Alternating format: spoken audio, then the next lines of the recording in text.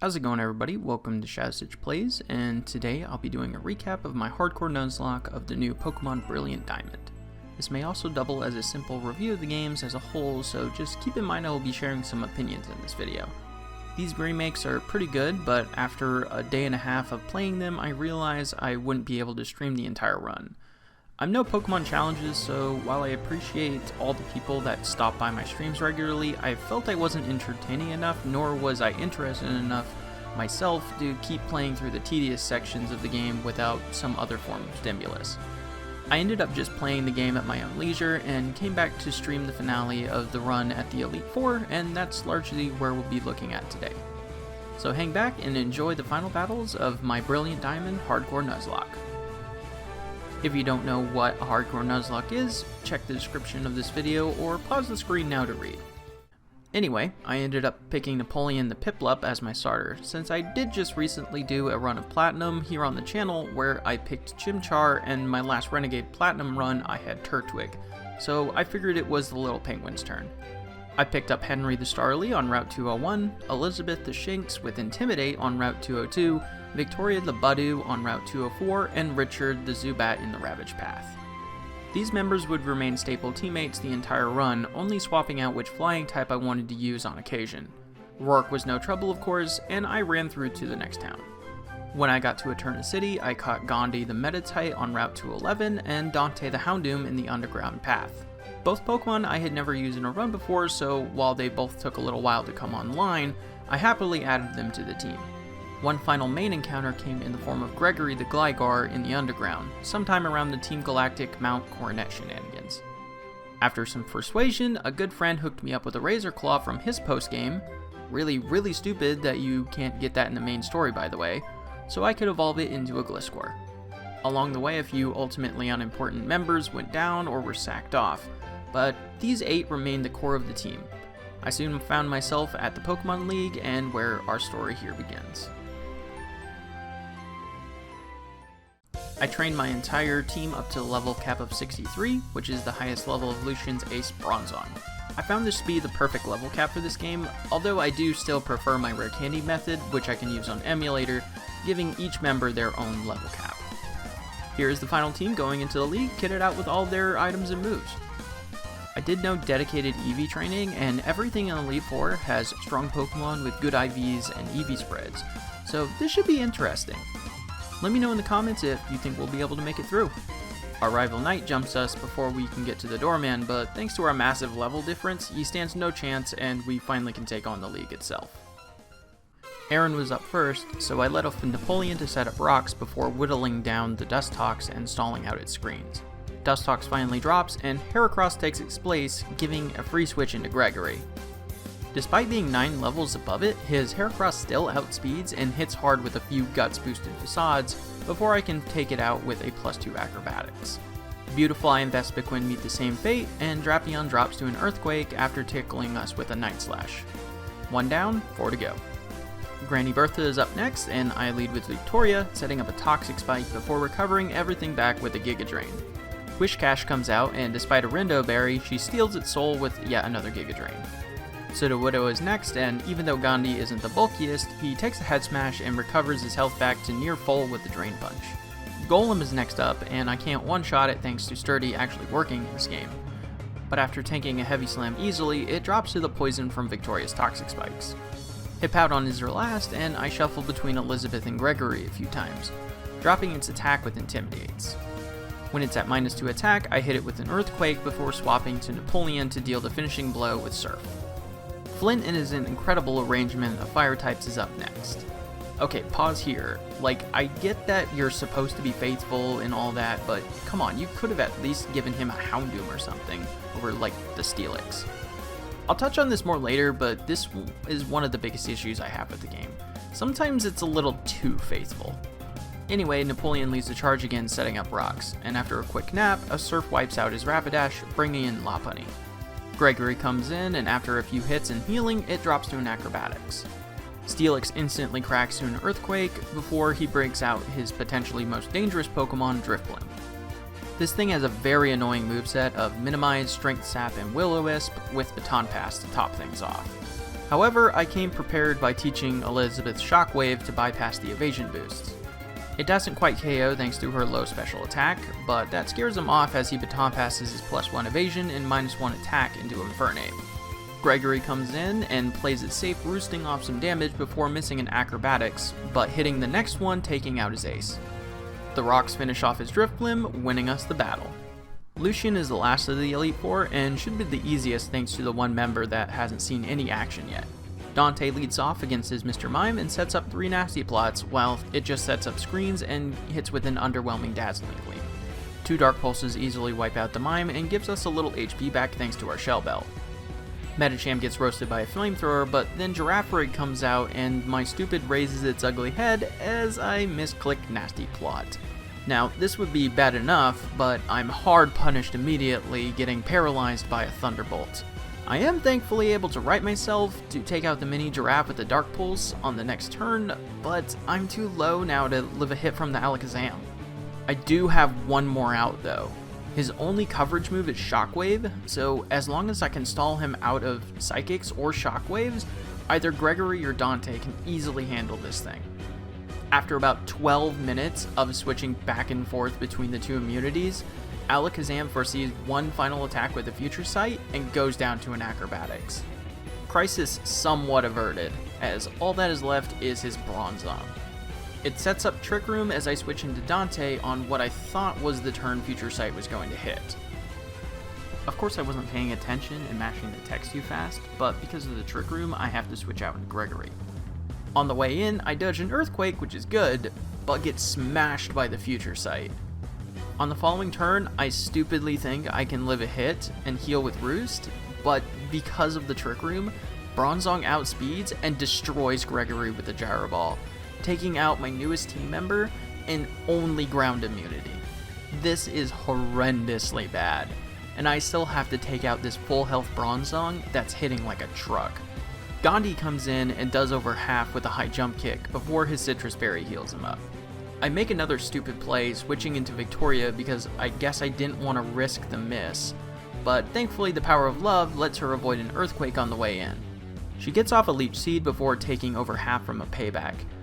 Then Napoleon comes in, takes a massive Earthquake on the way, before finally finishing things off with a Surf, putting an end to a battle that should have only lasted about 10 turns.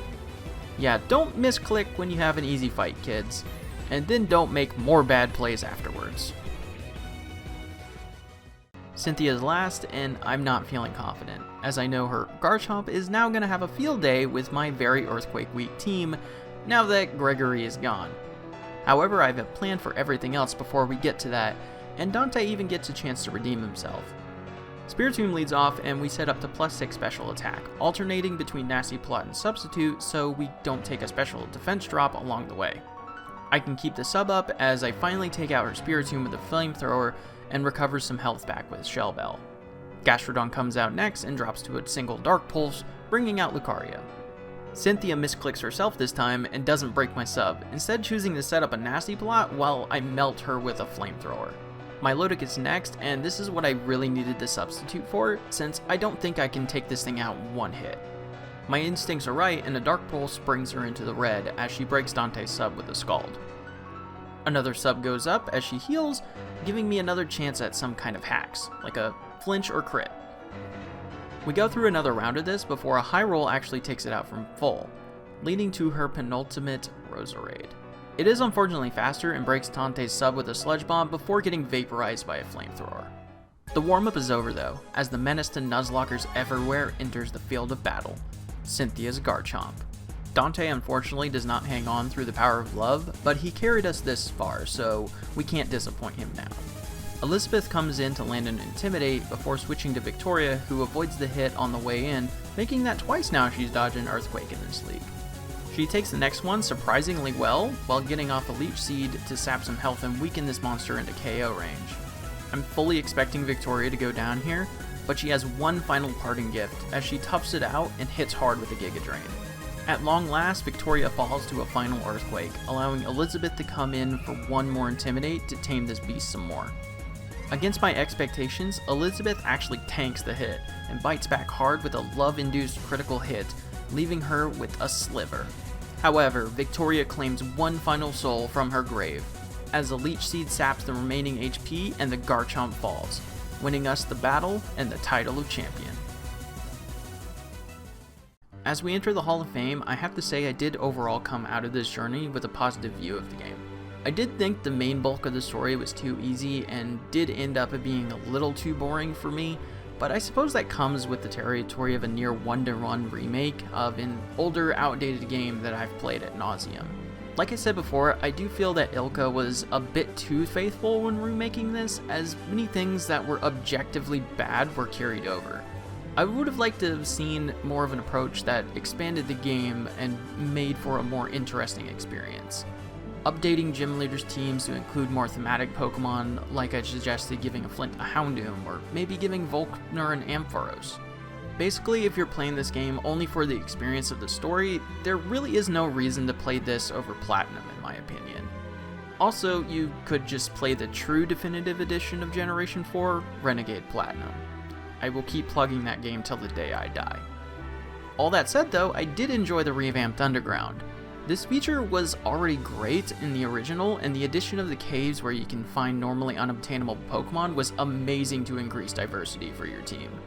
I probably spent more time down here than in the overworld while playing because I genuinely had so much fun running around mining, finding Digletts, checking out the new statues, and finding all the different caves. This was easily the highlight of the game for me, and I would love to see something similar to this in all future iterations of Pokemon games. I also really loved the removal of HMs, as all of us know the Sinnoh games are incredibly tedious when moving through the overworld. Thanks to this new feature though, everything is seamless, with no need for a dedicated HM slave as you now have one on speed dial. Now for the matter of the art style, and yeah, I actually really did like it. Some characters did look a little odd in the chibi style, looking at you Cyrus, but the overworld was charming and the battles looked great with all the Pokemon models looking better than Sword and Shield in my opinion. I do still prefer the look of Let's Go since I thought that was a perfect blend of the faithful look and modernization. Also the sizes of Pokemon in the overworld, actually made sense. Nonetheless, this game does overall look great and far outshines Sword and Shield in my opinion. Now, many of the problems I have with the game are pretty nitpicky and largely inconsequential, like not being able to get items like the Razor Fang before the post-game, some move pools still being pretty limited, and time-based events still taking way too long with no way to manipulate them. However, I genuinely hate the affection mechanic being tied in with happiness. So many times, as you've even seen in this video, my Pokemon would avoid hits that would easily put me into bad situations or straight up KO my Mons. This cheapened the experience for me and made things even more RNG reliant and less skill based. I do know now that there are ways to easily lower happiness, so maybe if I play through the game with another challenge I can incorporate that, but still I did not enjoy this new merging of mechanics. There is still one final massive issue that needs to be addressed, and something that is my personal biggest issue with all the Switch Pokemon games: the 20-minute timer. As a competitive player myself that enjoys the 6v6 metagame over any others, this 20-minute total game timer has been a plague on these games for literal years at this point, requiring us to play unoptimally through LAN on Sword and Shield and limiting options in this game. Now sure, I could just play on Showdown, but to me nothing beats playing on cartridge the way the game is meant to be played.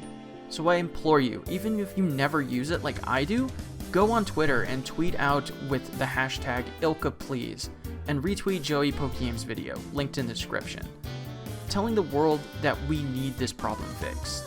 We may all have small voices individually, but if we all speak up together, we can be loud enough to be noticed and get the changes we deserve. So there you have it, how I beat a hardcore Nuzlocke of Brilliant Diamond and my mini review of the game. Now let me know in the comments below if you enjoyed the game, or things that you wish could have been done better.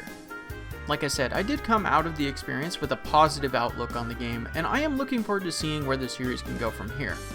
I'll be honest, I thought Sword and Shield were a new low for the Pokemon franchise. But I'm glad to see that these games have been the first step towards making that climb back up the mountain of greatness, we know this series is capable of. With all that said, that's going to be it for me today. Thank you all so much for watching. Like, comment, sub, all that fun stuff. I love you all. Deuces.